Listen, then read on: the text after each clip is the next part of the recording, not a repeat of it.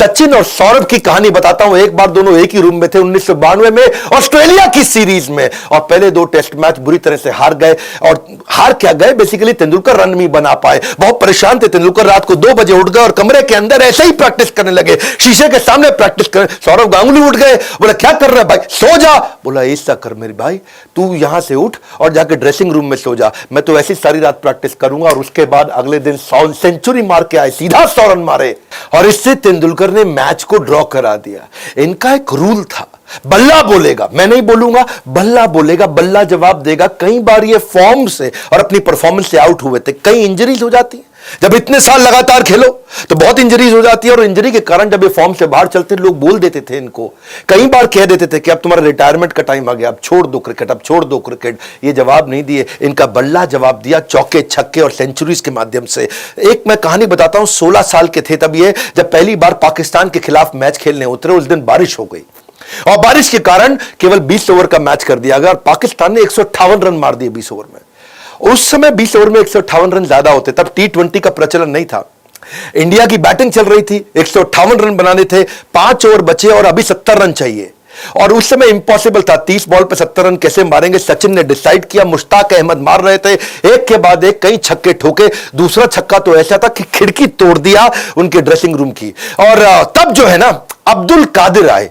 Abdul Qadir Shane Warne के बाद दूसरे सबसे लेजेंडरी स्पिनर दुनिया में माने जाते थे, और अब्दुल कादिर इसको बोले, ए बच्चे, इसकी बॉल पे क्या मारता है, मेरी बॉल पे मार के दिखा, मैं तुझे मारने नहीं दूंगा। ऐसे स्टॉमी शॉट्स मारे इन्होंने, और उसी ओवर में 28 रन मार दिए। पहले ओवर में अब्दुल कादिर के 4 छक्के और 1 चौके की मदद से। इनका किताब में इन्होंने अपनी बताया कि कूल हेडेड हमेशा रखना है इन ऑल सर्कमस्टांसेस।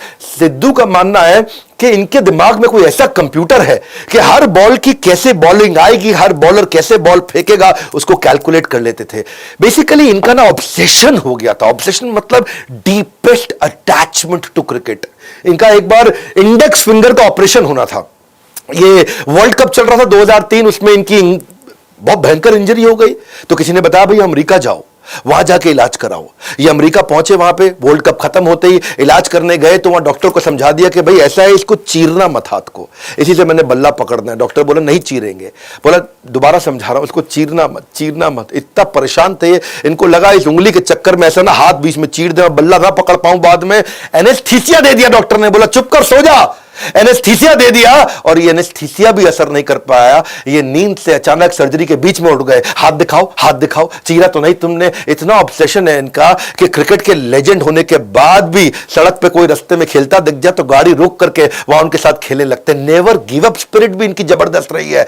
1989 का एक match India versus Pakistan Sialkot में था, और ये इनका टेस्ट मैच था, और इंडियन बैट्समैन की बेइज्जती बहुत हो रही थी, क्योंकि वहां बाउंसर, यॉर्कर और पेसर्स, और बेसिकली दिक्कत यह थी कि वहां पे इमरान खान, वासीम अकरम और वकार यूनिस, इंडिया लूज कर रहा था अपने विकेट्स को। वो याद है मुझको आज भी दिन, 38 रन मारे थे और 4 विकेट डाउन चल रहे थे। सचिन तेंदुलकर आए खेलने के लिए और पाकिस्तान हंसने लगा, बच्चे को लेकर के आया, और वकार यूनिस की भयंकर बाउंसर आई। ये कहानी आपने सुनी होगी कि वो नाक फट गया था उस समय। दूसरी तरफ सिद्धू थे और इधर तेंदुलकर थे, और जैसे ही उसका नाक फटा, बहुत तेज बाउंसर, अचके नई बॉल थी, सीजन्ड बॉल थी, जब एक बार लगती है ना उनका पेसर, तो आदमी का गेम ओवर हो जाता है। हाँ, और वहां पे आया उनका फिजियो, बोला भाई अब तो तू चल, तेरा ऑपरेशन करना पड़ेगा। ये बोले ना ना ना, मैं खेलेगा। By the time I reach the non-striker's end, I hear a squeaky voice.